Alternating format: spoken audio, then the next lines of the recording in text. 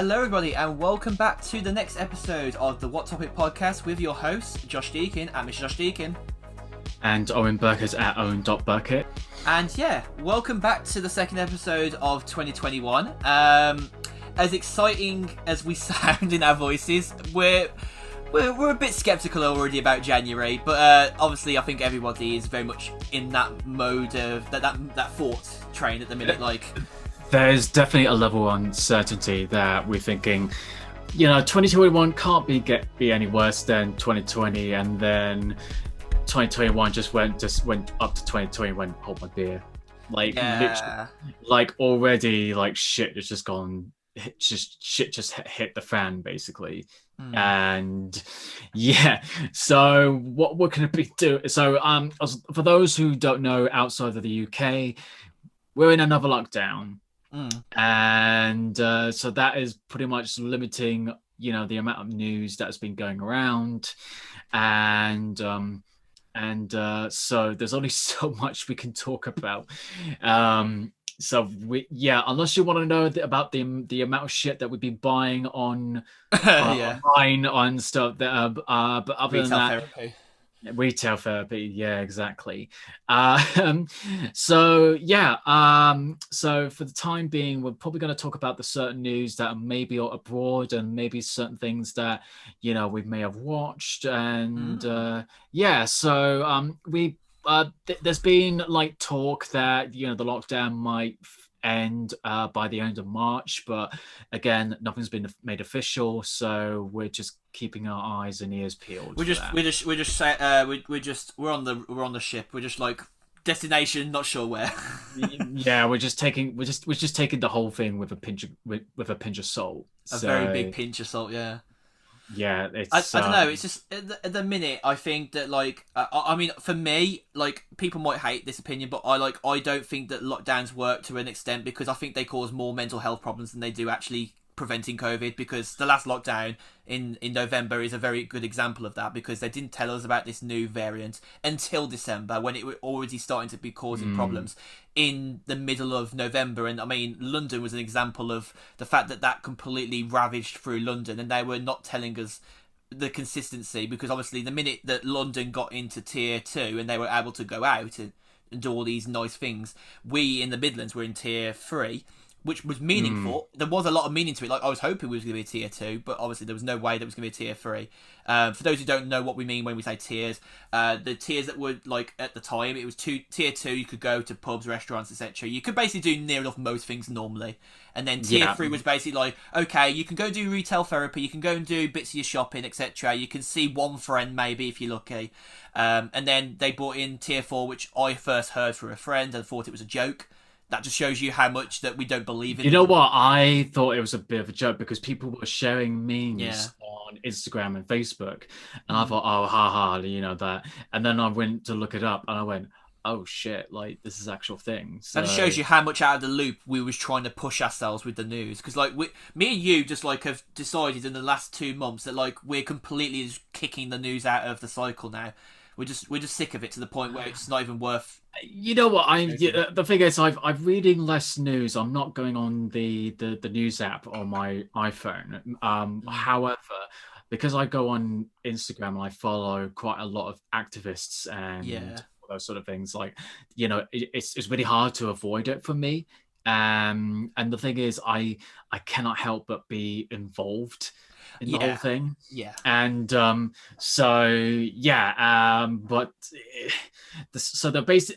basically told people that tier 4 is essentially lockdown 0.5 without being a full lockdown.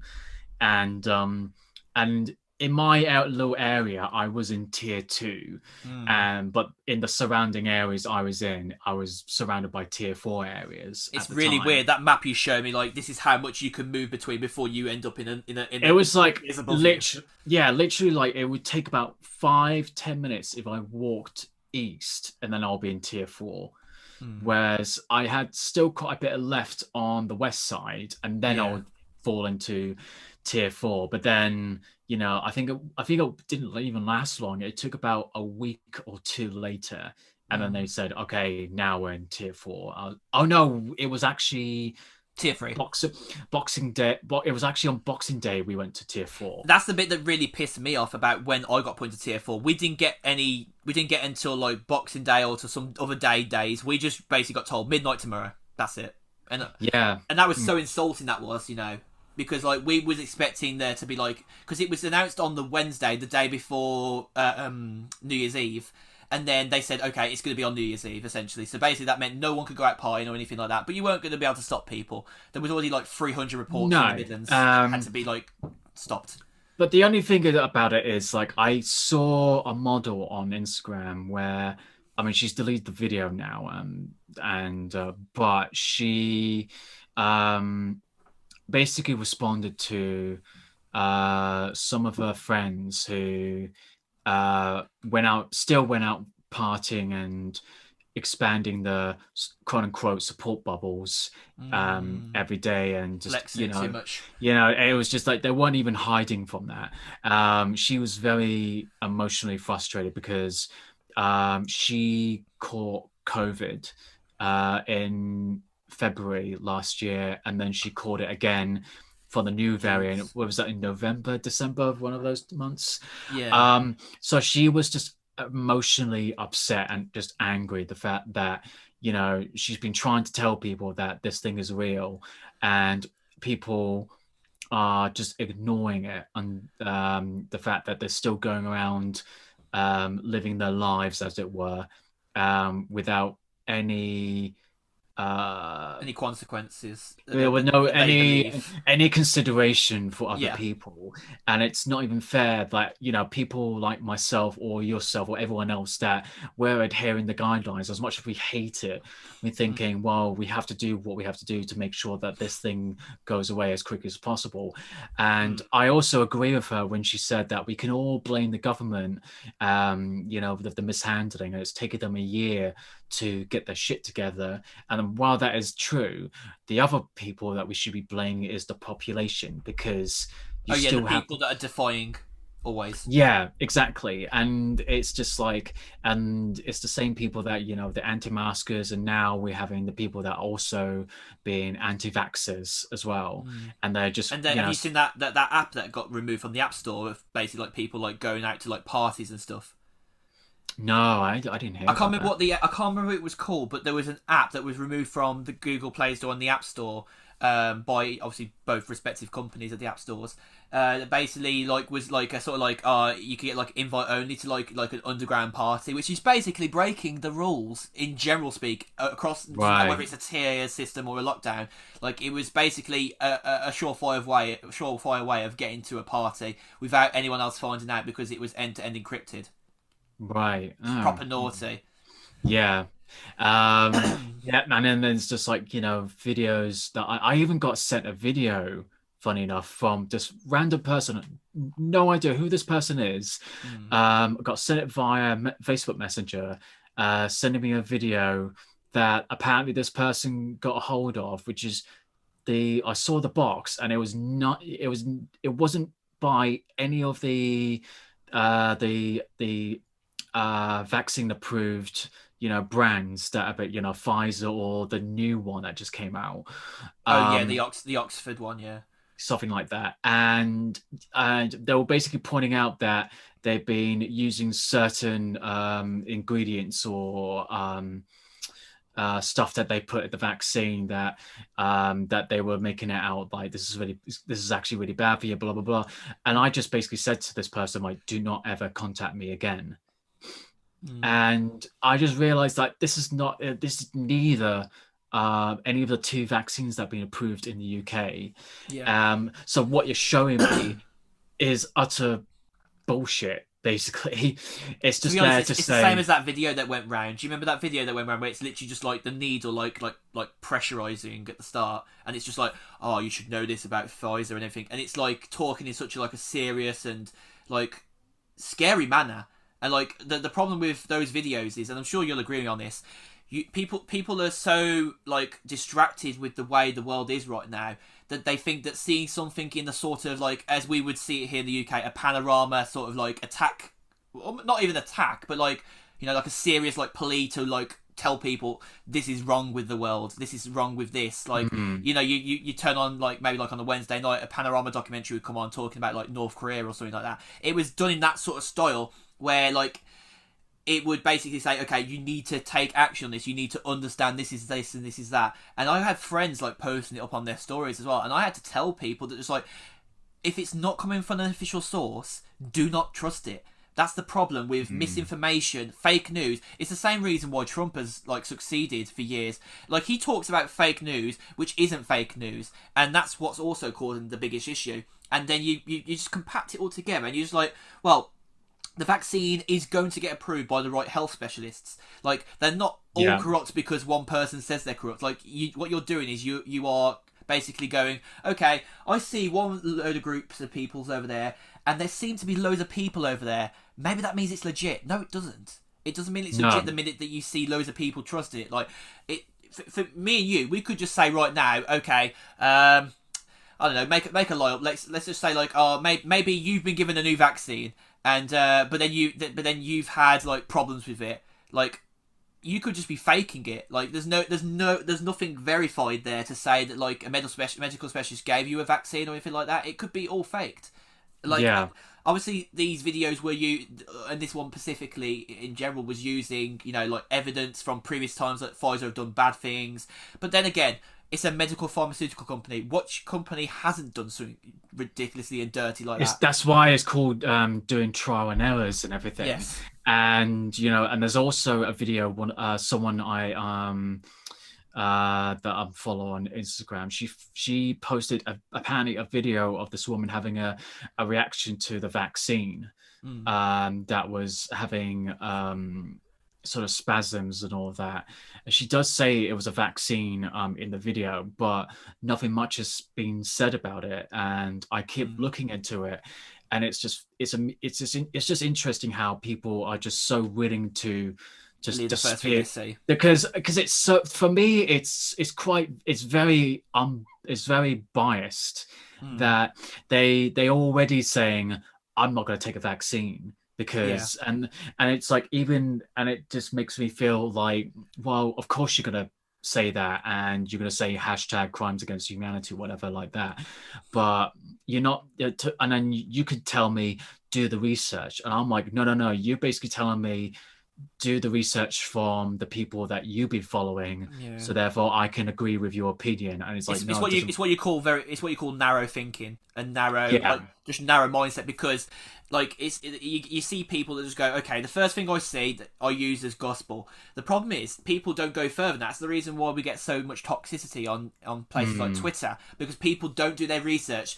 They're one-minded thinking. They don't use the majority of what their brain is offering to them in capacity. Like, obviously, no one can use their full brain because that's just not a thing. But like the bits of your brain that are for logical thinking, for understanding that there is more than one side to a story, you only have to look a little bit further, and you'll probably find the truth is there. Like, I think the best example of this in the UK is fullfact.org. They're an organisation which basically holds the government to extreme lengths and obviously things that people see online on Facebook. Like, a good example was when Dettol was like, obviously, like there was changing their messaging and everything to do with coronavirus. Obviously, like, they weren't outright saying that Dettol was basically going to destroy coronavirus, but somebody posted on Facebook the fact that it said on the back of one of their bottles, which it didn't, and it was proven by full fact that it was fake, saying that Dettol would protect you against coronavirus.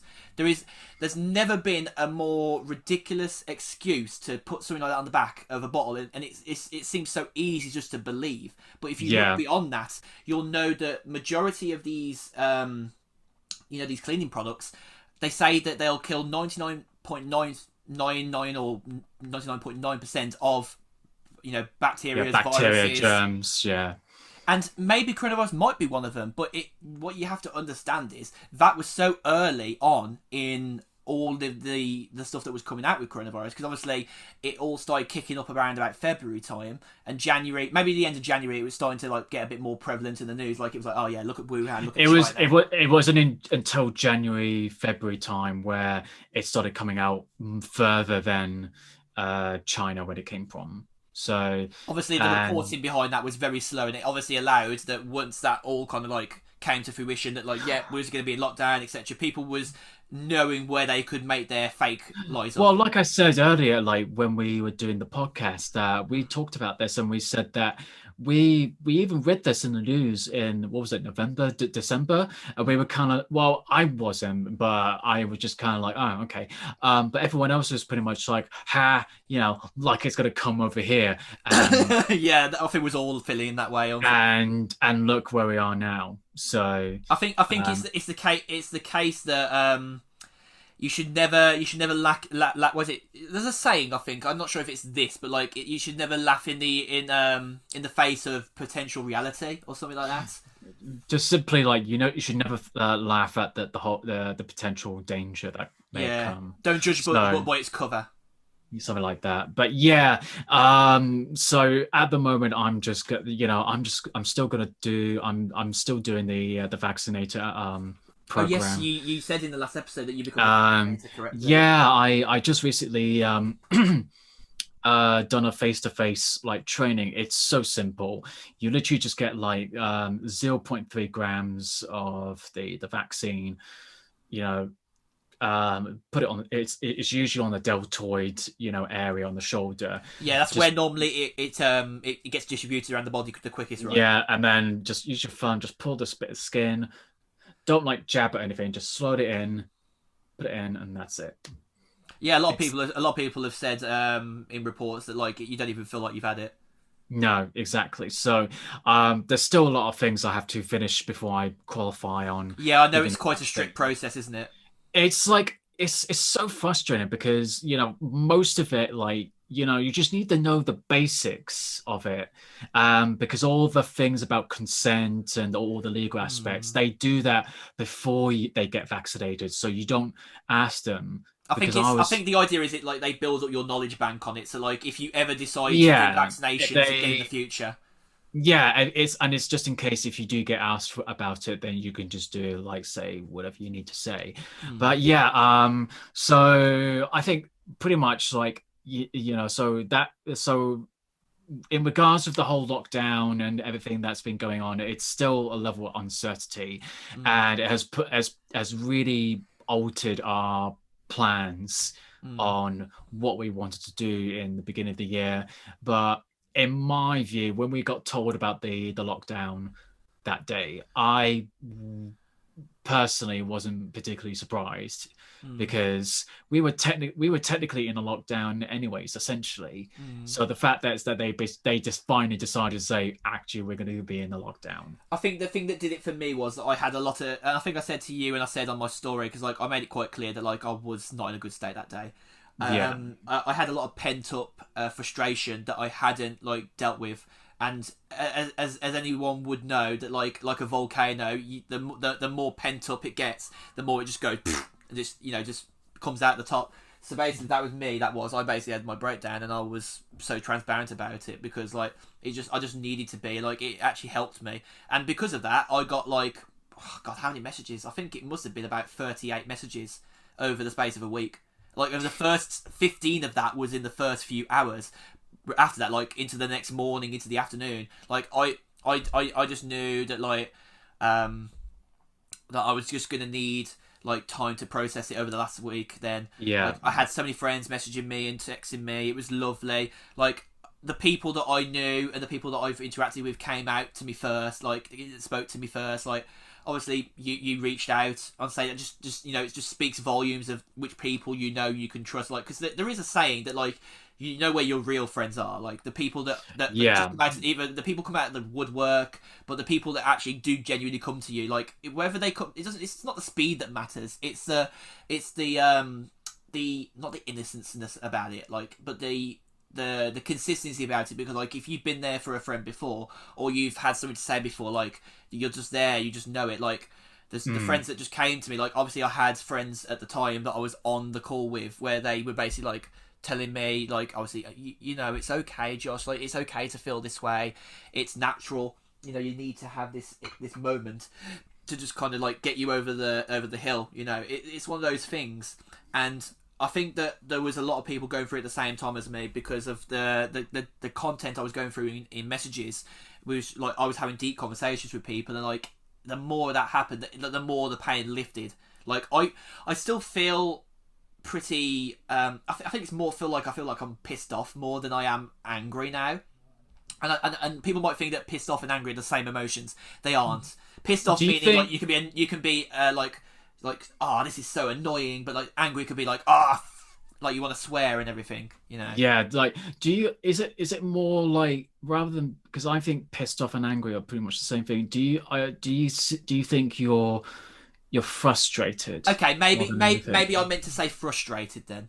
Yeah. Yeah, I because think it speaks volumes that when people that people want to express their feelings, but they do it in such a PG way. Like sometimes I think you just there's no worry in the fact that if you say a swear word or something like that, because yeah, for some reason I think a lot of people see like those words as like a bullet, like you kind of like you've let or like just like, you know, a bit of stress that you just relieve. Like that's why people don't mind swearing, because it's just a stress reliever. yeah. I mean, I only use swear words if it's to, accentuate, to really exemplify my feelings. Like if I'm really angry, I'm gonna really show it. Like I'm gonna be like, instead of being like I'm really angry, I will say I'm really fucking angry. Yeah. And just to let people that, I'm being really serious about certain things. Yeah, do you remember that Um, video? I think I shared it. You might have shared it as well. The one where like it was a little while ago now, but it was a video where like if you change the way you said a word in the sentence, it had different meaning. yeah, yeah, I think I did see that, So you but could say, "Oh, that's fucking annoying." You could say, "Oh, that's fucking annoying," like that. Like there's a very big yeah. difference in the aggressiveness of the tone. Yeah, no, it's like, it's something that I always think about when I do like creative writing, or when I direct my actors when I do a short film. It's just like trying to really bring it out when you feel about something, and especially in terms of this, that everyone has a right to be angry, upset, and frustrated, and Exactly. Yeah. irritated, and whatever. But that's the thing that I always say to people, like in my Instagram stories and everything, that I say to people that if you need somebody to talk to, I'm like a text, call, whatever away, just to kind of talk about certain things.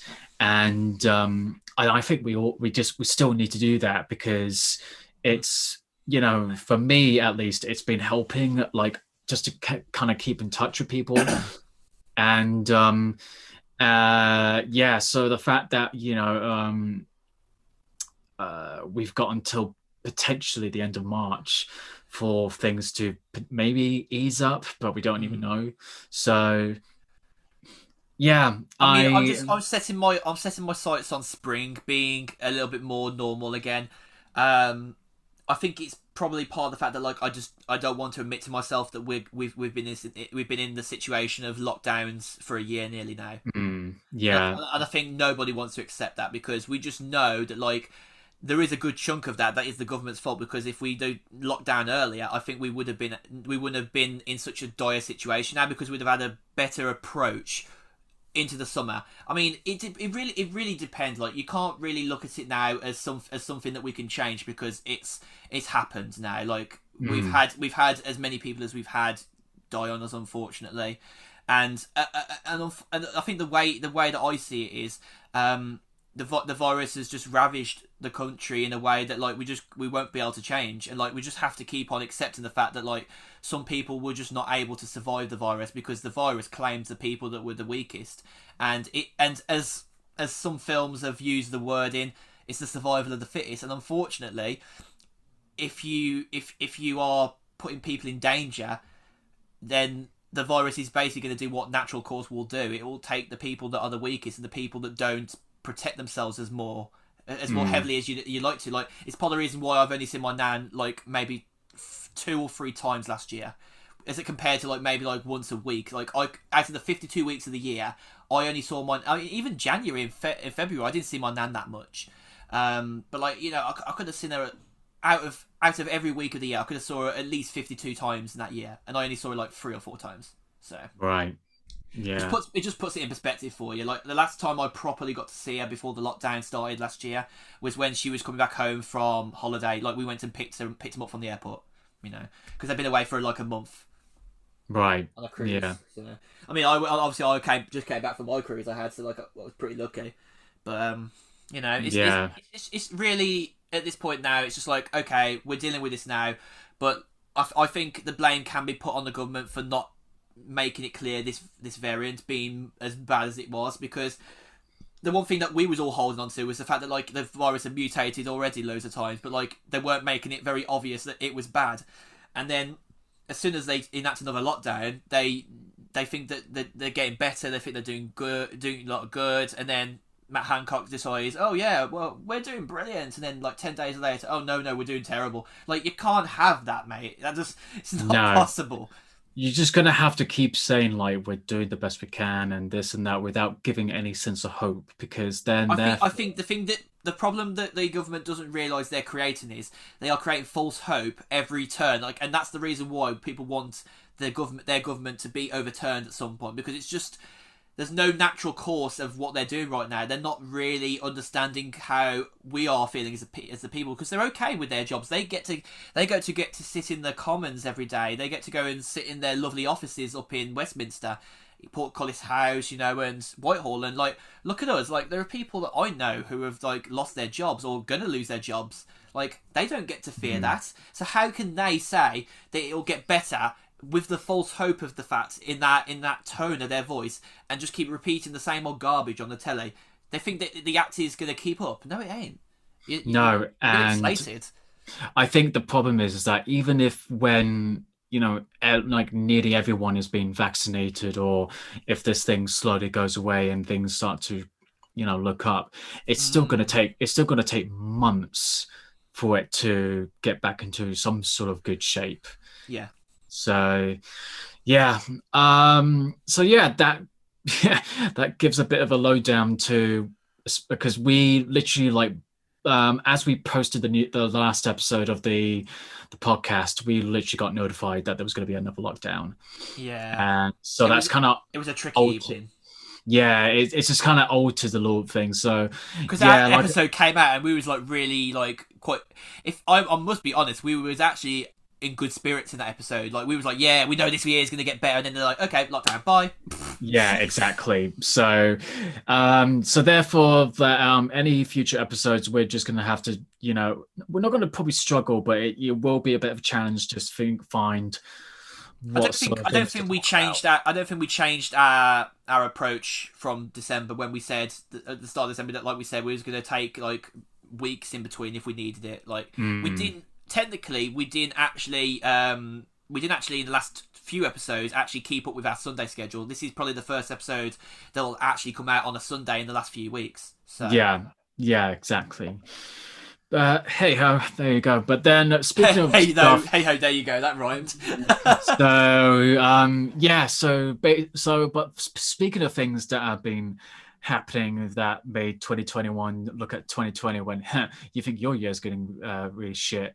So for those of you don't know, and I'll be surprised if you didn't know, in America, if you haven't heard of the news of America, like there was an insurrection that happened at the Capitol building from the Trump supporters, or as they want to say, it's actually Antifa disguised as Trump supporters.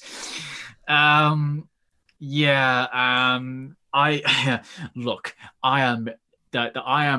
the thing is, I was surprised when people acted surprised when it happened. I was like, this is what the worst case scenario that people were anticipating for 4 years, and it finally happened. And it's just like if there's anything that could seem so, it seems like a scenario that you play off in your head and you're just like, yeah, that might happen, but like you don't really think it will happen. Well, you're thinking like they can't be that dangerous and stupid for. I mean, didn't the head of the security for the Capitol resign? I heard, right? I think there's been numerous. I don't know if they've been suspended or fired, but there have been a few police officers that helped with the whole riot. I mean, some of them were taking selfies, and some of them were just like cowering back constantly. There were a few were taking selfies, and a few of them were actually helping them to get in the perimeter, Do you see like that one within. video where they literally the officer kept moving back constantly and let him up the stairs? Yeah, so he was actually like he was making sure that the people in the Capitol building actually got out for the evacuation point, so actually into an area where it was safe, and he kept leading them on. Just so all he did was just touch one of the supporters, and then he got chased. Yeah. And luckily, he got to the point where he kept going up and up to an area, and then he met the rest of his police Oh, friends. okay. So that's what we didn't see in the video. Yeah, I saw the whole video. So they kept chasing him up these flights of staircases, and he kept moving up, and then he went to this little, huge, little sort of area, and then you could hear like more police officers like, "Yeah, get out of the ground," and all those people that were chasing him like got on the ground or whatever. Um, Crazy. And then there's even news reports that apparently there were a few Republicans that actually Mm. helped give tours to people at the Trump rally around the Capitol building, just That's so they can. disgusting.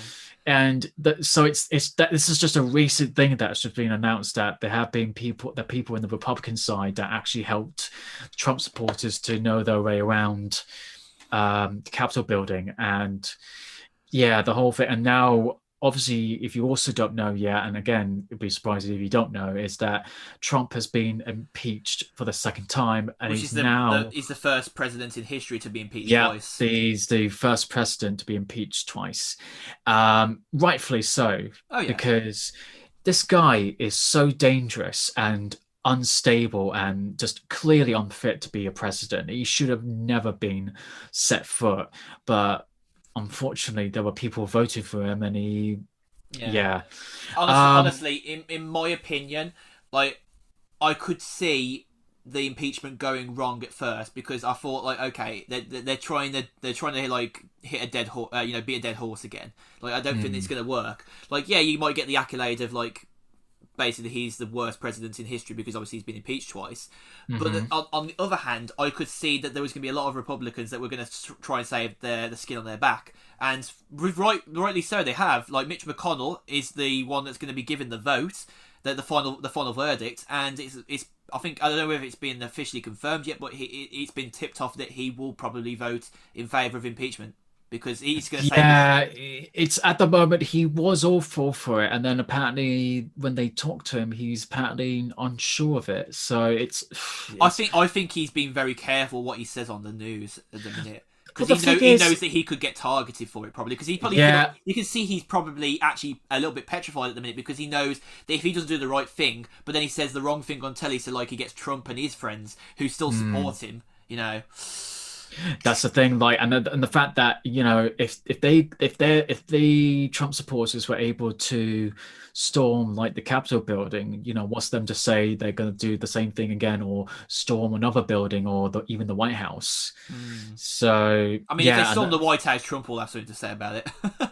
exactly. And then the fact that apparently the FBI has been getting information at all 50 states that they're being the supporters have been preparing for an armed response, Oh, they're just on potentially. alert in case, yeah. Yeah, and there's thousands of national people from the National Guard sleeping in the Capitol building. Wow. Did you It's hear? just Did you see that one video of that girl that got pepper sprayed and maced in her face?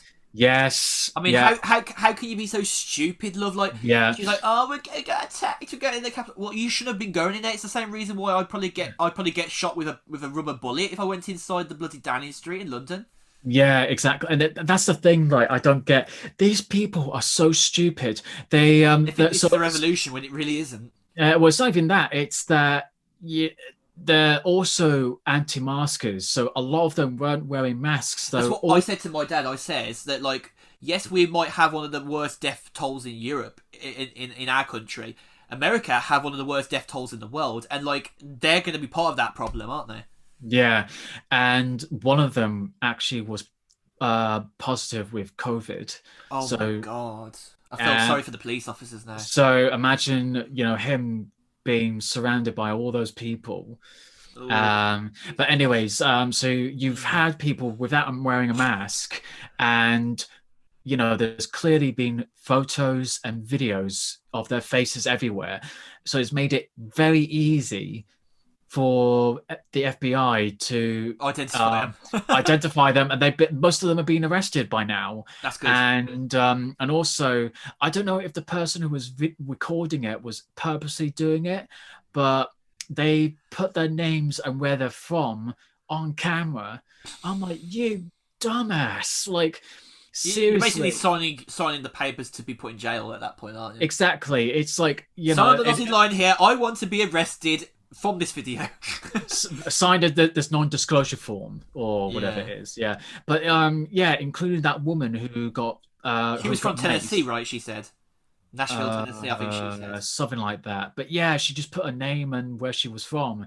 I was like, wow, you dumbass. And They yeah, realise that they're like it doesn't matter what people think about them. They're not going to escape jail at that point.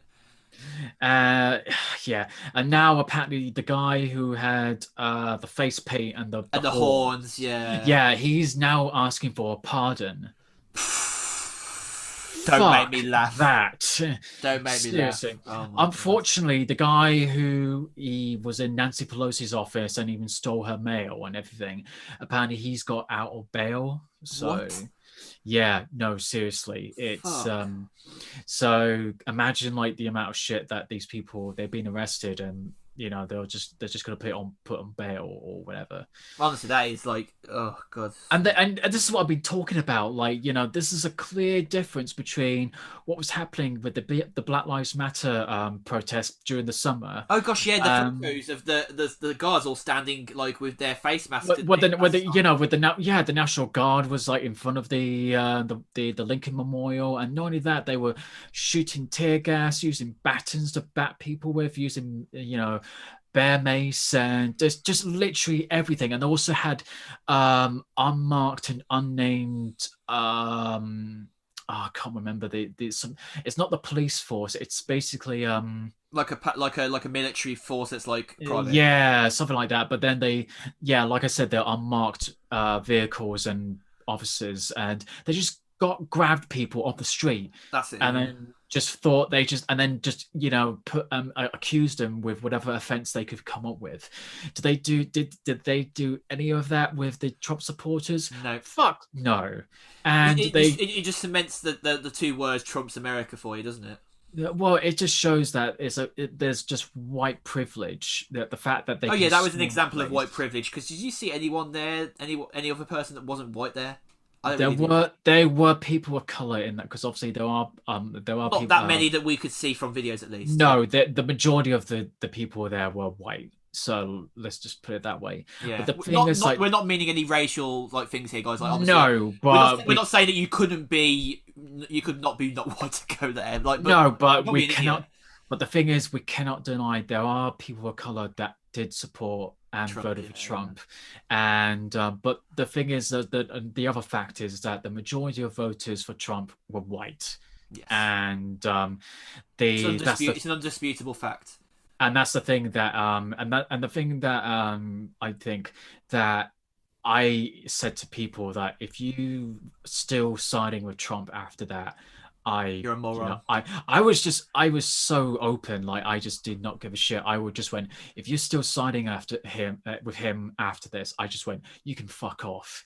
I just cannot find any redeeming qualities after that. One of my friends, who I won't name, they said to me, if he ever gets the chance to get anywhere near politics ever again, just kiss everyone's asses goodbye, because like, Well, that's the thing that we're hoping he actually does get impeached. To be honest, I think it's a very high chance that he'll never get into politics again now. No, I mean that's the thing. Like, even and again, like I hope he does, but even if he doesn't, Is he gonna? If anyone is anyone gonna vote for him Well, again? they'll still be the Hell same no. people that will vote for him. It's the reason. It's the reason why he gets that Trumpism. Oh yeah, but then if we hear Trump or anyone related to Trump, like Ivanka, Don Oh yeah, they've Jr., all been tainted now. they it's all gonna happen. Like this election is gonna happen. They're Any all any anyone, kids any kids of Trump will want to change their any last name at some any point. yeah yeah, and well, anyone that has anyone basically everyone will make sure he or she of any of the Trump family will not set foot into the White House again. Mm. I That's mean, it. it's just a fact right now that even my dad like said this. Even though he like understands like the politics of everything going on, he says even he knows that he's gone too far. like my dad wasn't Oh, very fond of the now? guy anyway, but like he goes. If what we saw before this was too far, this is pushing it to the other side of the room. You know, Yeah.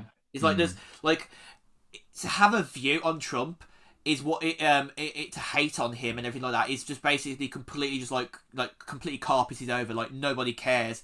In terms of like obviously there are people obviously that do care, but like I mean like people are like well he'll always still win, well this is the point where he will never win again, because that attack on the Capitol will just tell you that was not done by any one person without any intent to do it, because he told people to go and do it. It's as simple Yeah, as that. he basically said like and this is what I find funny. So you're right. He did say that we're gonna walk up to the Capitol building and I'll be there with you. Was he there? Like No, fuck he was. No. he might as well. He might as well have just said, "Oh, I'll be there with treats." And then Don Jr. was like, fight for your freedom, fight for your protection, this and that. And again, he was encouraging people. And also, Rudy Giuliani was basically saying, if we prove them wrong, we will prove them wrong. Well, you just proved them right that like you've called more things. Yeah, he basically said we will do trial by combat, again inciting violence, and you've been an idiot to not see that. Exactly, yeah. Also the fact did someone come up about Rudy Giuliani recently this week in the news? I'm not sure whether it's that he's dissing himself from the Trump family or something. I don't know. So I don't know about that, but he apparently he's now, I don't know if he's asked Trump, but apparently Trump is now refusing to pay Rudy Giuliani for his lawyer fees. The lawyer fees. That's right. Yeah. Yeah. And so it just basically shows that he's like the gangster that Trump he is. If you don't give him the results to be loyal, then you're gonna get. Oh yeah, he'll drop you like a fly. He'll just throw you under the bus, basically. And drop it like it's hot. And obviously we've got 4 days left, and he's still not got the results still haven't overturned, because clearly Biden won from the Electoral College, and Biden won for the very reasons why America is in these fixing right now. Well, the majority of the Americans just went, we do not want another 4 years of Trump. No, 4 more years. 4 more years is insanity. Yeah, and whichever way you paint it, no one wants him to. Not many people want him to win at all. And if you probably strip away all of the Biden voters, you'll probably find that the only supporters that are left behind are Trump supporters until they'll kiss his ass until they die.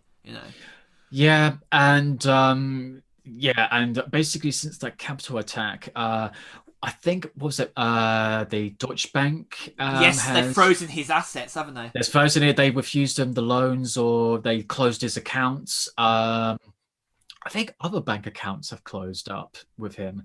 They basically made it so that he'll completely go bankrupt the minute he leaves. Certain properties have refused businesses with Trump. I think even Trump's properties have actually started to fight back against him, right? Mar-a-Lago, right? Mar-a-Lago, yeah. Like even the people surrounding that area went, we do not want you here. That's when you're fucked and screwly fucked. That's the thing. I'm like, you had all you had to do was concede, just go along with it. Don't encourage your supporters to do any stupid shit or anything like that. But no, you incited it. You just did everything that you were probably weren't supposed to do, and Probably, definitely, yeah. you made yourself get in a worse situation than you were before. So What can we say? Kettle and was it pot and kettle come to mind, right? You tell people to do it, and then you try and say that you didn't tell them to do it. Yeah, honey, that's not how it works. You tell people to do something, they'll do it if they support you enough.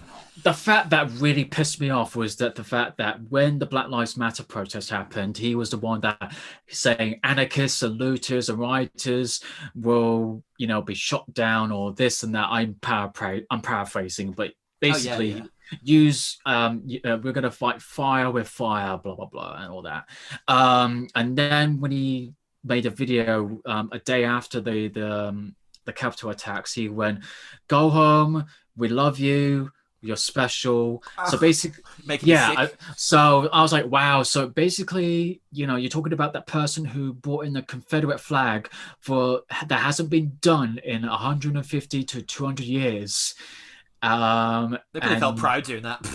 And the thing I love, that's why, and what I meant, for those who were wondering what I meant earlier with the whole Antifa thing, there are literally legitimate people that think that it was Antifa disguised as Trump supporters who started the whole thing.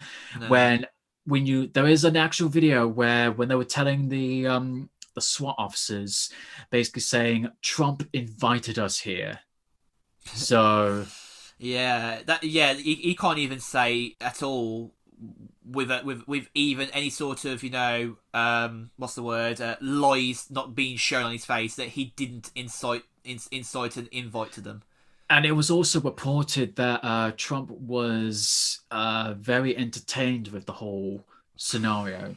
So it just goes to show he's a lying piece of shit. So honestly, he's the shit beneath your feet, isn't he? And the fact that Ivanka and Jared Kushner are they're so what's the word, that they're just very unsure. Like they have a feeling they're going to be very unwelcome in New York City, and then they're trying to buy a mansion, and they're telling the security service people, the Secret Service people, to not use their toilets, but use the next door neighbor's toilets. Oh my god!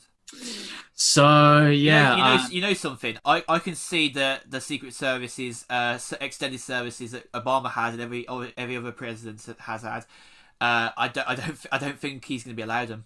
There's going to be little chance of that happening. For those who don't know about what happens if he does get impeached, so his pension the pension he'll get will get removed. He won't get the Secret Service that they usually get. Every ex-president usually has. There was another thing that they usually get after they leave.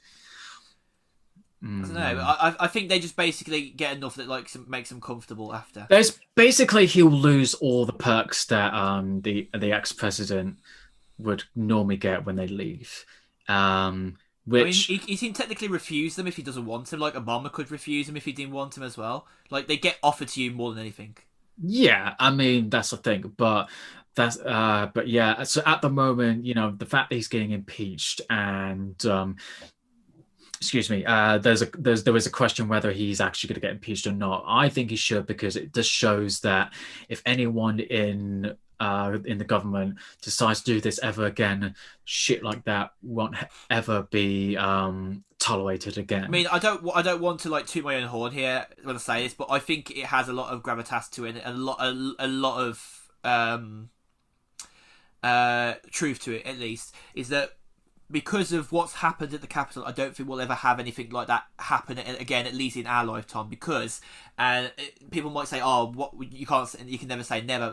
No, the reason why this won't happen again is because of all the stuff that happened there is enough to at least force people's eyes open, at least even in the Republican Party, that you don't want that sort of toxicity ever again in America. I'm not saying that won't ever happen again, the toxicity side of things, but because now Biden is in, Biden's going to do everything in his power to make sure that everything is, and his party around him are going to make sure that everything that should have gone right in the American, government of things, in the whole country of things, is actually going to get corrected.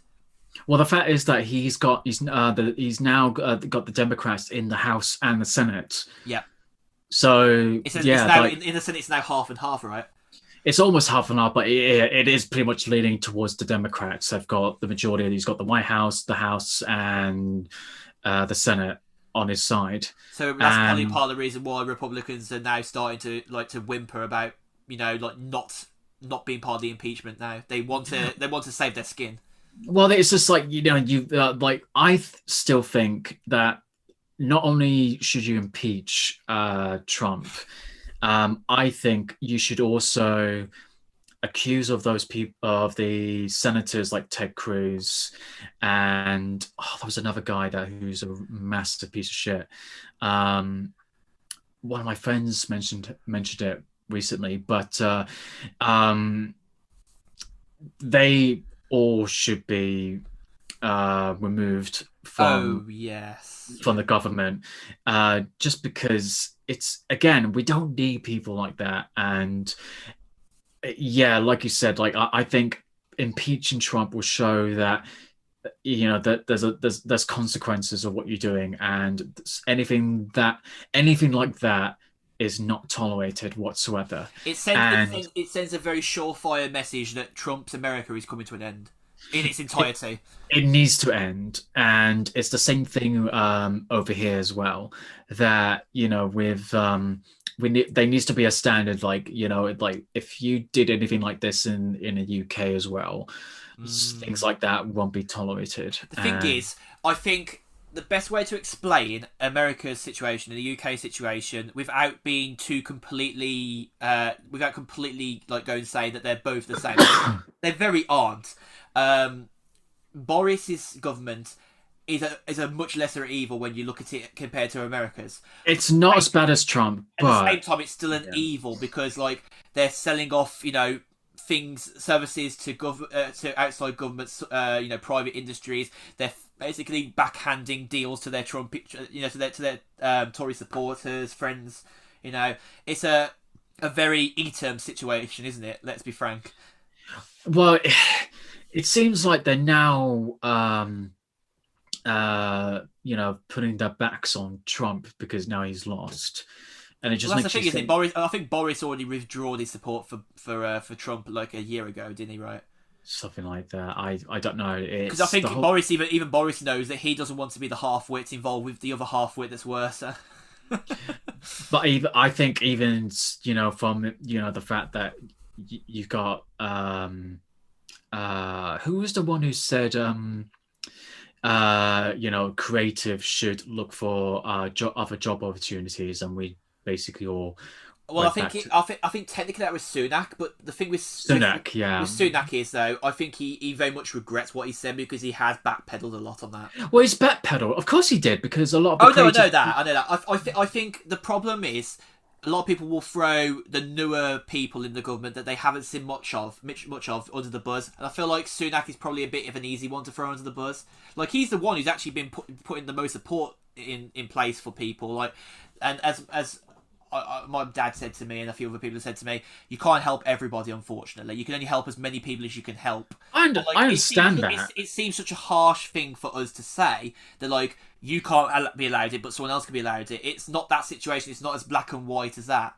I understand that, but I think the way he told this in the interview, and it was all wrong. Yeah, it was just like, and the fact that he only responded because of the responses from the viewers. So yeah, I mean, it's just, going back to Trump and the whole thing, that I even said in my story, like, don't think that that sort of thing won't ever happen anywhere else, even in the UK, because no. Well, I mean, technically you could say a more shitter version of it happened over on the are you talking about the white supremacist rally? Well, not even just that. Like the people that, like, while they were trying to do a nice protest for BLM, like there was people who came out incited violence, throwed Boris bikes at horses with police officers on them. Yeah. Yeah, it's so yeah, the thing is like I said to people like, don't think that it won't happen here because it could. Uh, People like to think that like stuff like that won't happen exactly like that, but you realize that like, there isn't a capital in that sort of like obviously the way that we do governing over here is very different to the way that Americans do governing. But the one thing that is for certain is like obviously there'll be things that happen like that, but like in our version of politics, like there's not there's go to still Downing certain Street or Whitehall or whatever. there's still certain principles that will be still on the same level as Trump's supporters to conservative support. I'm not sort of saying conservative people who vote for conservatives are extreme right wing people, but there are groups of extreme right wing people over here as well that are on the same level as Trump. Yeah, but if I anything, think the best way to describe a lot of the situation at the minute is the case that like even our government would know to never go as far as the way that America's got. Like they wouldn't incite violence in the fact that like like obviously like when Biden and Trump were like obviously doing their their television debates. He wouldn't have said Boris would never say something like stand by or something like that. He would never say something like stand that. back, stand by, and then the fact that he's very much his message has been very clear that like that he does not deal with terrorists in this country. He doesn't deal with people that will incite violence in such a way. Like obviously there was a dispute with the statue of Churchill, obviously, like, but I could understand from a certain point that like why does something being toppled over always need to be the point of like a recovery of something. I understand that to a degree, but then obviously he's had his spew about like where songs should be like sung and stuff like that. That gets all silly. That does. well, the fact that Boris Johnson said like, the UK is not racist. Come Oh on, yeah, dude. mate. You could say you want the country not to be racist. That would be more applicable. But to say it's not racist, it just makes you so That makes you so naive. ignorant and naive. Yeah. Ignorant, yeah, ignorant's a better word. Yeah, it's just, I think ignorance and being naive come hand in hand, really, when it's something like that. yeah. But oh, my God, yeah. Yeah. So Let's already, definitely. Sorry, already on a okay. good, just already on a good start with in America at least. Like, and I say that in a very sarcastic tone, if you couldn't Oh no, tell. I know. Yeah, I think Um, probably draw a line on all under that. But like we've actually got some. I mean, if you want to see it, is like some exciting stuff to talk about now.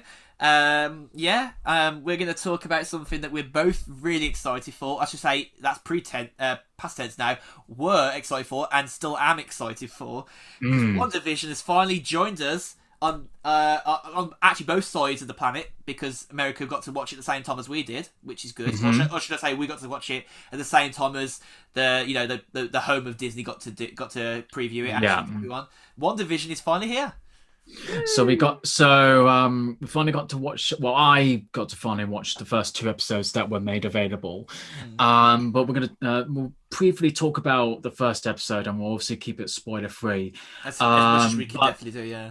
to give like a short answer, I really enjoyed the episodes that I watched.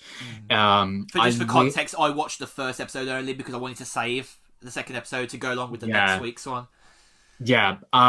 So the pilot episode, I really dug like the whole the shows from the 1960s and the 50s, like shows like Bewitched and all these The shows Twilight Zone. like the Dick Van Dyke show, with the like the studio live laughter track that happens, and the whole like the tone and the acting performances of being very very 1950s, like go, oh hello dear, like that, and then there was that sort of thing. It's just they did it so well, and then the way they did the visual effects, that was it just looked like It actually looked very old-fashioned, like, didn't it? well, it looked like whenever Wanda was using her powers, it looked like they were pulled up by strings. Yeah, Like, it was really, and there's just the sort of humor was like in the bit where she actually smashes a plate against Vision's head, and he goes, "Wanda and her flying saucers," and he goes, my darling husband and a head made out of stone," or something like that. I don't know. I'm guessing that's in the second episode, right? No, it was just fun. It Oh, was oh, oh! Sorry, I'm getting confused there. It was Oh, the you watched first it episode. yesterday as It well? was it was the first episodes, but yeah. So that's the sort of humor they would have. But also, like you just said, so obviously we won't be the first people, and probably certainly not the last people to say this, but it is very reminiscent. If you've watched not the recent Twilight Zone episodes, but Yeah, if you not the watched the recent. ones back in the 60s or 50s or whenever it started, it is very reminiscent of that. It's got that very sort of sense of mystery Mm. and intrigue that something's not right. And I mean, if you've seen any of the promotion material, like the trailers and everything, but Mm. obviously it goes to different time periods, and It's almost obviously, like it seems like throughout the series, it's going to go from being black and white to being color. It seems. yeah. So it's yeah. So it's going to go from, like, I'm presuming, from going for the 60s and 70s and 80s, and then to modern day. I mean, the Um, cuteness of the episode, like, not to spoil it for people, so like maybe this bit, maybe just skip over really briefly, but I think it adds to a point. Is that when they were talking about their wedding rings, they didn't have wedding rings, so they literally go, "Oh, I could saw that, dink, dink." Like that's like so like old fashioned, isn't it? Like magic I know, tricks. and not only that, I like what I liked about it was, like, when they even brought the wedding rings on their fingers, like even the continuity where the hand placement was went off. Like, I just liked that. Mm. It's like very sort of like as they would be if they were filmed back in the day. It's And brilliant that they've actually, as you say, like the continuity, the familiarness of it all. Like you could just see the changes between, like, obviously, like when they started the episode, he obviously had his full head, and then he changed to obviously his Vision style head, obviously because obviously he is a robot. But like he switches between his personas as being a human looking person to Vision, and the way they did it all like was just like so old fashioned magic style, but like I don't know, like I don't know why it reminded me of like old Disney cartoons, like that were black and white. Like you just saw like the way that they did things, or even like the ones that were like like painted in color ones, as they obviously went through the generations of the Disney movies yeah, coming in and out of the Disney Vault when they did, and like you could see like the way that everything just kind of flowed was very reminiscent to that. Like I wouldn't be surprised if they had the Imagineers from Disney from the old movies kind of like insert like their own like understanding and like obviously like the history from that, like because I feel like that's where the ingredients of Disney came in, because I don't think the show would be as good as it would be without the injection of the Disney cartoons and Disney movies of the characteristic styles. It helps. yeah, maybe. But then it was just like it just showed that with Kevin Feige, he's always been a fan Mm. of those type of shows back then. And It's a good combination of the old style TV shows, the laughing track, and then you've got like what Disney have been building their pioneer on for many years. The types of things like Snow White, Robin Hood, the way that they're all done, like, and then you've got that little extra like spice of the modern day, like bleeding in, but like bleeding in enough where it's not like ruining the old fashioned esqueness of it. Like obviously like Vision's head didn't suddenly become colour when he changed to the robot. It still stayed black and white. Like the continuity yeah, was fully integrated. yeah, exactly. Yeah, like I said, I really dug it, and I'm excited to see what they do next with the future episodes, and obviously the other Disney Plus series, like Winter Soldier and the Falcon. And That's is that in the second or third week of March? I think, right. So like it's between like the 20th, I think, or something. I think so. I It can't, might be to the be honest, 21st of March. I keep thinking in my head, but I might be to getting be confused with the date that we might be out of lockdown. yeah, I know, but I mean, I just to be honest, I don't know what are the release dates, because I think I'm still in that mindset that, with everything that's been happening in the past year, it's like it's so uncertain. But even though I know that any TV shows are coming out on streaming services, that They're doesn't matter. certain more so, yeah, Yeah, so because they're finished and they're um ready to just press the button go. So yeah, I mean the only one I'm kind of like, I'm not so hyped for is Loki. I've been Uh, seeing a lot of people saying that they've got a like allegiance for him, like he's like they got a fanship for him. Like I oh, saw the comments on some of the posts. he's been having a fan base since like ever since probably Thor or the Avengers. Mm. So I'll always remember the scene where he stabs Phil Coulson with the what's it called? Spear or yeah, Yeah, one of those things. Like literally, like I'll always remember that because like I'm a big Marvel Agents of Shield fan. Like as you know, I went back and watched all of the latest series recently. Like I've only got up to like series 5 because after that I think it gets a bit shit. yeah. I mean I might go back and watch once they've fully uploaded all the series 8. I might go back and watch series 8 because series 8 going back in time was quite good. I quite enjoyed that. And there was a bit of a crossover with Peggy's storyline with Agent Carter. That's it. Agent Carter, yeah. And obviously, like one of the characters from there ends up actually coming into the timeline of Agents of Shield. Shame though, because Peggy Carter, she didn't get a chance to come into the show. I'd have loved. I know. Apparently, people said that she was her show was actually one of the best like recently. Yeah. Apparently, And I've heard they might have axed it, don't know about or it that, might just be in limbo for all I know. but yeah, but then also Kevin Feige did a huge sort of announcement recently. Oh yes. So he did. So he announced that Deadpool 3 is in the works. It's been Mm. greenlit, so it's still going to be R-rated and it's part of the MCU. So that will be interesting. Woo! What Deadpool will make Can you believe fun that of. Ryan Reynolds is now finally joining the MCU? I Mad, isn't know, it? right? And also, what was also announced? Oh, he also said that don't rule out the Netflix shows because they could come Yes. back. So That's nice, you know, actually, that like he's actually like decided to be at least a bit consistent about what he's talking about because like that interview could have gone in a completely different way, but he decided to be consistent and honest about it. So like whether that was like injected in as was gonna happen kind of questions, or that was, I mean, obviously from the obviously the interviewee side of things, like they were going to ask those questions anyway, but whether he was actually going to answer those questions was known before the interview. That's a whole other story. We don't know that. Like yeah. he could have just said it off the cuff and decided, do you know what, let's create some buzz because he felt like he wanted to and that he was allowed to maybe. Yeah, I mean, like I said, I'm excited to see what happens, and obviously this will be interesting with WanderVision, where Mm. because I think what's going to happen is this is going to lead up to the events of Doctor Strange and the Yes. madness of the multiverse, which then I think will lead to the events of the third Spider-Man film Mm. because obviously WandaVision is the co-lead of the Doctor Strange movie, and then Yeah. Doctor Strange is the co-lead of the Spider-Man film. They're all nicely linked together in this in this next phase of the MCU. Yeah, The and sort of Avengers universe loosely as well. yeah, and they also announced that Ethan Hawke and Oscar Isaac are going to be in the Moon Knight series as well, which is cool. I mean, I'm a huge fan of both actors, so You've I been mean, sharing a bit about that, haven't you, recently? yeah, I mean, they made it official that Oscar Isaac is going to be the lead character of Moon Knight, and then Ethan Hawke is going to be the villain of the series. I don't know what else did they announce. They've announced Hawkeye as well, right?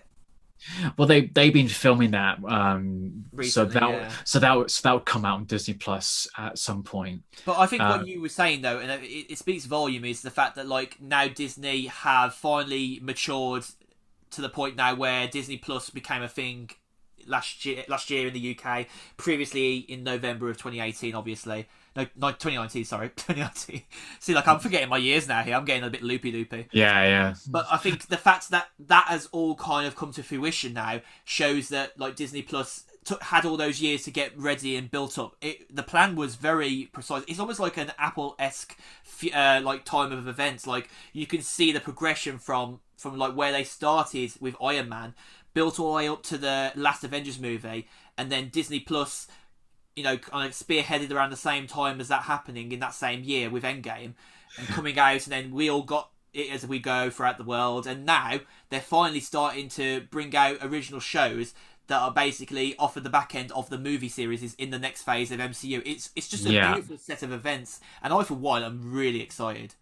Yeah, I mean, if this is the start of, if this is what it looks like with the start with the phase 4 of the Marvel Cinematic Universe, or is it phase 5? I can't remember. To be honest, I've been seeing them as like maybe like two phase one, two, like maybe being like the first phase, and two, three, like being another phase. Like I feel like some of the phases have kind of like blurred into like one. I think the third one is the where in Endgame and Homecoming, no, Yeah. not Homecoming, Far From Home finished. So yeah, we are now in phase 4. That's right. Something that's actually quite Um, interesting that I did hear though is that there is a potential that Captain America might still come back. Well, there's been talks about that, and Mm. people are already. It's really annoying because they're all making like, "Oh, he's back," and it's just like he's in talks, so there's Do you know still something a though? chance. I think the fact that that's a potential, I think, is that they're going to actually do what they did in the comics, where he goes evil and goes to Hydra. I'd like to see that. It might do because obviously there was the multiverse, so there's That's it. That's where it could link in like 3 or 4 years time in a film. so who knows? We also got the other ones like Black Panther 2, which will be Mm. interesting what they're going to do with now that unfortunately Chadwick Boseman died last Yeah. year. And we also got Blade that we got with Mm. Mahershala Ali. I don't know. As far as I'm aware, that is going to be a film, but I don't know if they're going to do a Disney Plus series. We'll see. We're Um, obviously going to get X-Men finally joining the ranks more likely sooner than later. they haven't said anything, but it's very likely because they recently announced that there's going to be a Fantastic Four Mm, film in the MCU that is going to be directed by the guy who's done the Spider-Man films for the MCU. that's good. I mean, Um, as far as I'm aware, a lot of the changes over the next year, like I mean, obviously for those who don't know, Disney Plus is going to go up by £2 more a month very shortly, with the oh, introduction. right. Because obviously, if you didn't already know, I think we spoke about this off of podcast, but Disney actually purchased Stars. I think it's called Star now or something in India. Uh, Stars, yeah. Stars, that's it. So then, well, not Stars. Don't get confused with Stars with the Z. That's a completely different company. They've done a lot of the distribution for the Netflix stuff. Stars have, Ah, right, but okay. this new company that is owned by Disney now is just going to come up as Star with the little star before it. So like there is going to be a bit of confusion Right, there, but they're adding it as the next tile on the where you see Disney, Marvel, National Geographic. It's going to be part of that. It means right. more content's going to come out on Disney Plus. There's so much new content that they're going to be bringing in from further across the planet. And it'll also be the new catalyst for a lot of the Fox content, because I think that's where they've probably decided, okay, let's make a new jigsaw puzzle where we just stick them together, and it actually fuses together quite nicely, so that the Fox content doesn't just come up as a Fox tile; it'll come up as part of the Star side of it. It's a bit Okay. confusing. I suggest people read up on it rather than just take what I'm saying, because it's a little confusing. But that extra £2 a month will get you way more content, and also, as I say, it's the catalyst for the Fox content to make its way to Disney Plus.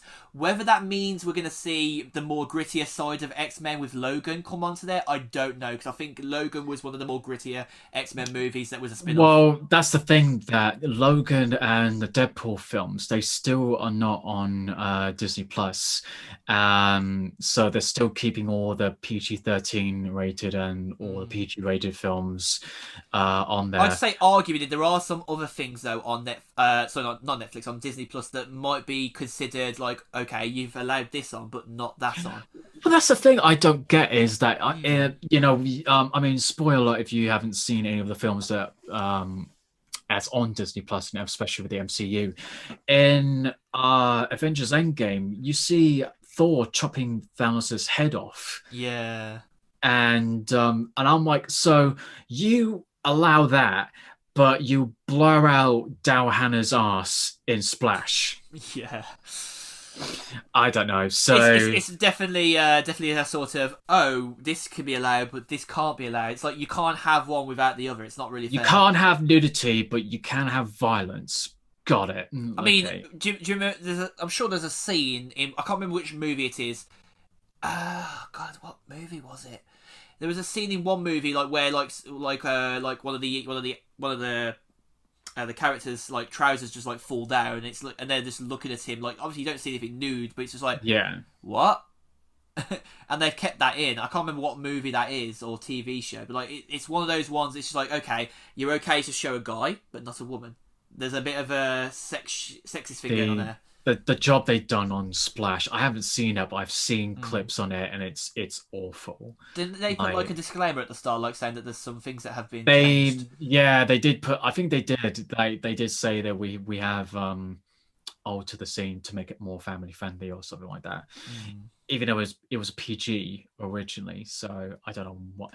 Okay. I mean, one of the things that I think, if we're taking back into account the good things that have happened recently, is on Disney Plus they actually added quite a lot of their old back catalogue of like, I wouldn't say like blockbuster movies, but some of them could be considered a little bit blockbuster. So for those who've never watched the National Treasure movies with Nicolas Cage, some of the best movies that Disney has made that are very underrated in my opinion. Like they do seem a bit gimmicky, but actually the philosophy behind a lot of the adventures, like they're very almost like sort of maybe just a bit lower than PG rated, like Indiana Jones, like spin-off kind of ideas. Like obviously Oh, Disney didn't make any of the Indiana Jones movies. They're obviously LucasArts, but they own the yeah. properties to them now. So Well, Indiana Jones is like one of I mean, they're absolutely fantastic films. I mean, mine is probably, in Crystal my Skull. opinion, Crystal Skull, and I wasn't a fan of Temple of Doom, but there you go. Temple of Doom is But the weakest of the first three, I think. yeah, definitely. But the thing about those three films, that I remember when I was a kid, they're all PG rated. But the Yeah. but the thing but the thing that shocks me is that, so you got the first one, who you see people's faces get melted, and Oh. one's head explodes. The second one was where you see someone's heart get ripped out from their chests, Yeah. and then you have the third one, which scared the shit out of me and my brother when I remember when we were a kid. Was when the guy chooses the wrong cup, the Yeah, and great, he completely like he and goes like he in and he, and he hair ages. and everything. He quickly ages until he's a skeleton. Is That is the reason behind that maybe because it's like almost like laughingly unrealistic? Maybe that it got the PG rating. But then again, we're I talking about I don't know. I mean, I did talk to when I went to the when I was studying at university for my film degree. I did actually go to the well, we did have someone from the BBFC come to our university, but then I went to the offices in Mm, London and actually spoke to him about certain things that's allowed. mm, What can you say? What can you show that will get a certain certificate? For example, I mean, we're going a little bit off sidetracked, but mm. um, so in terms of like swear words, there are certain swear words that you can say it it depends on the context. Yeah, I get So you. so, for example, I know this is a really, really bad word, but when you say the word, see you next Tuesday or cunt, um, Yeah, if you say it in a comical context, it's then you can allowed. Yeah. then you can get a 15 rating. But if you use Mm. it, as soon as you use it as an insult, Yes. 18 certificate instantly. And it's the same with nudity. So, for example, if you see a man's penis, for example, if it's not erect, then it can just about get away with a 15 rating. Ah. If it's it depends how much it's showing it is or anything like that. But as soon as it's erect, 18 instantly. I'm sure there was some, I can't remember what the full context of it was, but I think the first Resident Evil movie was supposed to get an 18 rating and it just got away with a 15 rating. But the thing that people probably get confused about the most is the reason why it shouldn't have been a 15, it should have been an 18 is because of the laser scene, cutting people and maiming them. But I think that they may have either altered the recording and maybe have like spliced back the bits that were very obviously going to be an 18 and they They only did it probably meaningly. So they probably did a cut of the film, and they sent it to the BBFC and the MPAA, or now the MPA, to get it rated and get a certificate. And they probably said you need to do this and that in order to get a 15 certificate or whatever. Um, or, and I didn't know about this, but they probably just given the first cut and they just got a 15 rating. Honestly, for me, seeing the scene that you were talking about. Oh gosh, Um, yeah. They literally show someone's hand completely sawed off to the corner like that, and then they had a whole head cut off. Like that's fucking freaky. Yeah, well, the thing is that obviously it is violent, and there's no doubt about it. But and you, it's quite quick, so it doesn't linger on the gore or anything like No, that. no, So maybe that's what maybe gave it like it wasn't like as you say, like the meaning behind the way they've done it. Like they haven't done it in such a way that like you're looking at it for so long and it it's makes not you weirded out by it. it's not gratuitous or anything like that. Yeah. And it's the same with Saving Private Ryan. You know, I remember watching it, and I'm thinking, because I watched it in America, so I didn't know what certificate it got in the UK. Hmm. And I thought that probably got an 18 rating, but then I found out it was a 15, and I went, oh, okay. And then you're thinking about the historical context, and also the fact, you know, most of the time when it is violent, the only very violent scene is the beginning with the D-Day landing. Yeah.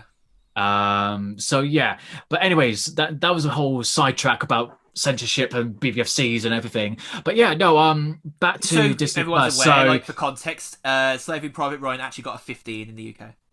yeah, so that's what I found out is a 15. So it's probably because of the you know, the war violence, and you know, the especially with the beginning bit where there was a guy who has his, you know, intestines or whatever outside and everything. But that was probably the most extreme violence in the film, and it wasn't that long. So you know, it's very debatable, like what gets allowed for this certificate and this and that. But It is a bit like the case of maybe or okay, no, not at all. Like it's there's no yes or no in that. It's a lot of what brings into consistency there. And I know the BFF, they also do the games now. I think they do games as well. no, so that is by Oh no, so it's Peggy, sorry, isn't it? Peggy, yeah, But Peggy, that's right. I think Peggy But are in collaboration with the BFSC. I think they're but like a body of them. the BFC did used to rate games. They did, you're right.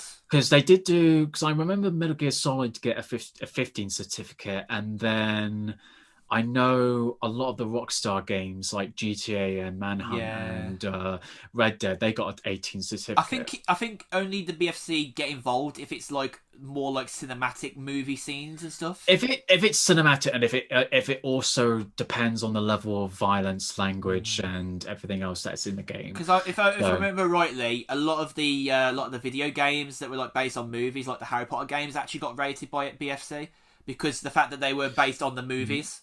No, they actually they were just given like the Peggy ratings. I'm So sure I could like pull some games off of my old PlayStation side and find that a few of them have like I think some of the James Bond games actually got rated by BFC. Surprisingly, not always. Some of them did get rated by obviously Peggy as well, but like there were some that were BFC. So it might have been the early days. Like I think yeah, I think Nightfire actually got rated by BFC when that came out.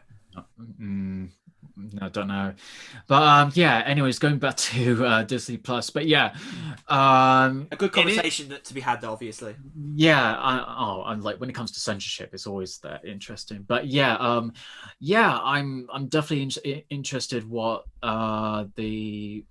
what WanderVision as it progresses and evolves over time. It is pretty much the showrunner right now for the future of the MCU, even in the movie side of things. Yeah, because obviously Disney Plus, obviously the only thing that the only reason that well, maybe not the only reason to some, but for most people, they got Disney Plus to see The Mandalorian. Yeah, and if that's their in to use a LucasArts film property to get people to watch the other originals, and even if that's because like they're not sure whether some stuff like that will work in the Marvel universe yet, but we all know it should. Like, you know, there's never down in my mind that I think TV shows on the Marvel side of things have ever like flopped as much. Like, you could say the Netflix stuff has had a hard ride. Like, you know, Jessica Jones was probably the more showrunner one for like the Defender side of Marvel. Oh and God, like Luke Cage, which was utterly shit. You've got what's the guy, the blind guy's one? What's that called? Oh, Daredevil. I didn't get to watching that. Like, I think that was not really in my. It wasn't really in my enjoyment side of things. well, Daredevil was the one who kickstarted the MCU It slash did, yeah. Netflix one, and I enjoyed the first and third one. The second one was okay. I just did not give a shit about the hand like sort of storyline that they kept moving on until the Defenders, They kept on like shoving it down your throat. which that was I disappointing. didn't bother And watching the Defenders in the end. I just heard so much bad about it. Iron Fist, especially the first season, was absolute dog shit. I heard that Um, as well. I that heard that's was probably one of the reasons why they didn't continue making them on Netflix. I I think. heard the second season is okay, but again, I remember watching all 13 episodes of Iron Fist, and I thought this is the fucking worst thing I've ever seen. I do And need to watch the second series of Jessica Jones, but like, I mean, one of the things that I like about Jessica Jones, like the second series, obviously they had a different female director for every episode, which I think was brilliant. yeah, I kind of like Brilliant. that too. I mean, I haven't seen the second season, but The I first actually, season, oh, David Tennant, oh my god, he makes yeah. such a Um, likable villain, right? Yeah. I kind of the thing is, I actually kind of like. I mean, I've only seen the first season. I kind of liked Luke Cage. Funny enough, It I was still. I didn't get past the third episode. I must admit, it was really hard to get into. Like, I think now I understand the point of watching past a few episodes because you need to build up. Like, you can't expect everything to be great in the first episode, right? Yeah, That kind of it thing. does take. To be honest, it takes a while, and I think the problem with the MCU Netflix series, I think because they're all most of them, except for the Defenders, that was like 8 episodes. Most of them are 13 episodes long. Mm. The problem with that is that they only need to be like, I think personally only need to have eight episodes, Mm. because a lot of it, like, and especially even the good ones, the seasons like Daredevil and also the Punisher as well, And is Jessica that Jones. it just feels like in the middle it seems like they're just padding to fill it up, and so I think that I think was Daredevil came first, then I think Jessica Jones was yeah, the next one, and I think yeah, obviously with Jessica Jones you wouldn't have had the Luke Cage stuff obviously because he came out of Jessica Jones obviously, yeah. um, So but I think Jessica Jones honestly I think if there's any of those shows that should actually make a comeback. It should be Jessica Jones because I think we get quite a lot of male-dominated TV shows and movies, and I think well, her as a headliner worked beautifully. Like I just love her. I love the self-deprecating side of Jessica Jones. I mean, the actor that plays her, is it Kristen? Her Kristen name's Ritter, I think. Ritter. Yeah, like she honestly in real life, obviously she's such a lovely person, but like she plays such a deprecating, like badass, but also like hating herself kind of person. Like the way she deals with the depression that came from David Tennant's bad side of character. Mm, I just yeah, think that like the build up is actually some of the best in the MCU. Well, not even the MCU, but like in Marvel's whole universe. You've got a character that is showing so much potential. But also showing like that she's very vulnerable. But then as you go through the episodes, and obviously David Tennant's character comes out. I can't remember what the character name was that David Tennant was named as in that. But I I know think that it's like the Purple King or something like that. I don't know. I can, it's some. I mean, I'll probably find out in a minute. But like, yeah, his character like takes a long time to come into the show. But I think the build up for that is some of the best writing in any Marvel show, bar none. Because you can't expect the as they say like the thing to come out of the woodwork. Like you can't expect him to come out immediately. Like you could see that like she was troubled by him in the background, but as the episodes went by, she built her confidence, built her confidence. Obviously, like she had lots of setbacks, which is very typical in a TV show. Like you look at something like the Arrowverse, like in the DC side of things, like you got the setbacks every episode. Like you say, oh yeah, they saved the day, but then at the end they're like, oh yeah, there's another setback for the next episode, which is going to set the next episode up. It's very well written storytelling, but it's also very repetitive. But in the Jessica Jones universe, you kind of see that like she never has a break every episode. Like it's not the case of like, hey, it got better. No, it just continues to get better, but then progressively worse. There's that peak and trough constantly that like sets Jessica Jones up for the final episode, which I think is some of the best written episodes and the best acted episodes in any Marvel show. And I mean that's just my opinion, mind you. But yeah, yeah. No, absolutely. and I watched it I, twice back because of that. I think the thing that I do agree. Like I did like the first season of Jessica Jones, and I haven't seen the second season, Yeah, so I can't speak for the I second season. might do it at some point. But the thing is about that is that it's all well and good to bring her back, but the thing is that Daredevil was the one who started it first, and then there's even rumors that they're bringing Daredevil in the third Spider-Man film because Daredevil and Spider-Man have worked together in the comics and even some of the animated episodes. Yeah, yeah. There's Um, a lot. The comics definitely like obviously are the forerunners for all this content as it comes out. so there's even a hashtag called Save Daredevil, Mm. but like I said, Kevin Feige has said that he has said don't rule out that the fact the Netflix MCU stuff is gone. It's like they might bring it back, and yeah, so it will be interesting if they do eventually do that, and if that's going to be um, included in Disney Plus, so they're going to be not too restricted on, like we were talking about, the censorship, so we can bring like Logan and Deadpool. So I don't see why they um, couldn't because I think Disney Plus looks innocent, but like then again, you could say most streaming services look innocent, and then they have a lot of violent content that people watch on there. You know. well, no, in that like you got Netflix that releases stuff like 365 days, which is I think is a repugnant piece of shit, Yeah. and then you got Amazon with the releases of like After We Collided, which that was mm. I've um heard I've heard things like that. They've been advertising that a lot on Instagram recently. basically the trendy thing right now is apparently toxic relationships and the fact that the Kissing Booth are making a third one, Oh, don't and get me started on that. I still haven't seen the two films, but I just heard nothing but bad things about them, and the fact Mm. that I remember you said a video about a guy pointing out this one particular scene Yeah. that shows that how toxic it is, and I was like, wow, and the fact that this got popular to warrant a sequel. Oh gosh, yeah. So I think there's also a point to be made that like there's a lot of like deals that are done like with different companies, like obviously like Marvel Studios and stuff like that, like yeah. obviously, and obviously now a lot of the shows that were made under the umbrella of ABC Studios obviously are now owned and operated by Disney, like, and obviously then you got the Fox side of things that has just joined into that. Mm. But then if you look at like some other streaming services, you'd be surprised at like how many other shows have come out elsewhere. Like obviously Hulu's now a Disney property, but when they weren't, the show obviously that was on that platform was The Runaways, and that's actually a really good TV show. It's a shame that it didn't get past its second season. I really enjoyed both seasons, and they're now on Mm. Disney Plus, thankfully, so you can go back and watch those. But then there's obviously the case that like there's still going to be shows that aren't going to make it to Disney Plus for quite a while, and probably maybe never at all.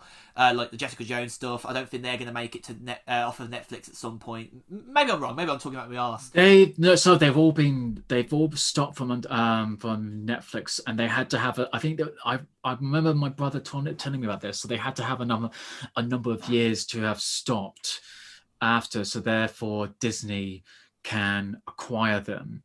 Yeah, So they can that's fully bring them into the so fold. Yeah. that's so that's why Kevin Feige said, don't rule them out.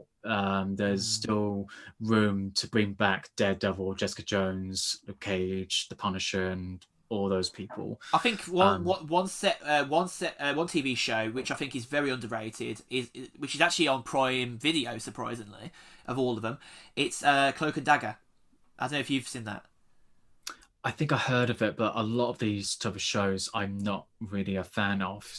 I don't know why. It's just like, it's the same with the CW sort of shows with like Arrow, The Flash, Supergirl, Mm. and all those shows, and even Batwoman I haven't even watched. I And mean, it's one of those things that I understand. Like it's some people aren't very intertwined with certain shows. Like I mean I know Stargirl just launched from last year's series on Prime Video. Now I'm gonna try and watch yeah. it. Try and get into it.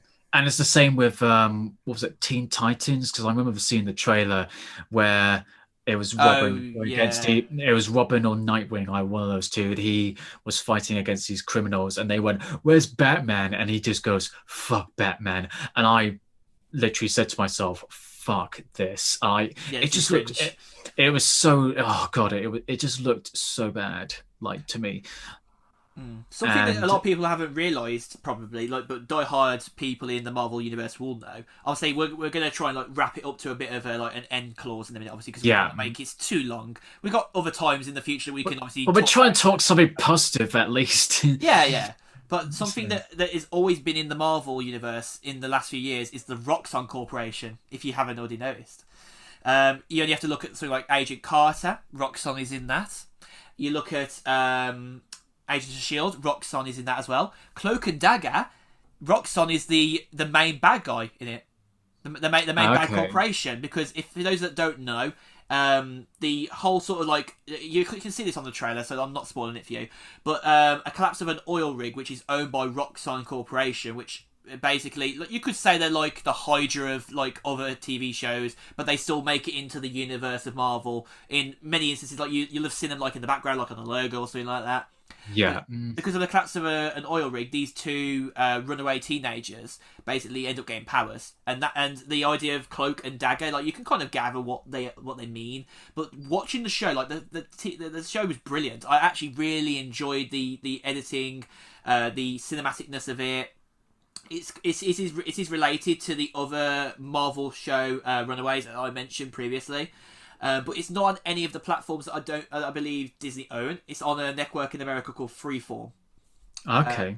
Yeah, I mean, I'm obviously just checking. Yeah, actually, okay, I spewed lies there. They're actually part of the ABC family, which is owned by Disney. So, Right. got that bit wrong there. But hey, we'll gloss over that one. But yeah, it's just had its second season.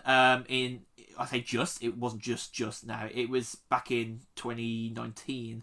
I still need to watch the second season, but the program creator, you'll recognise his name, Joe Pulaski. He made the show. Sure. A lot of people don't realise the amount of shows that are kind of nestled in throughout the areas. I mean, one of the main actors in the show is Olivia Holt. People might know who she is. She's quite a good actor. She is. Been in a few things over the years. She's been in the background of a lot of different TV shows and movies for many years. But she definitely had a great performance in that show. Like I think it's a very underrated Marvel Universe show. Just putting it out there.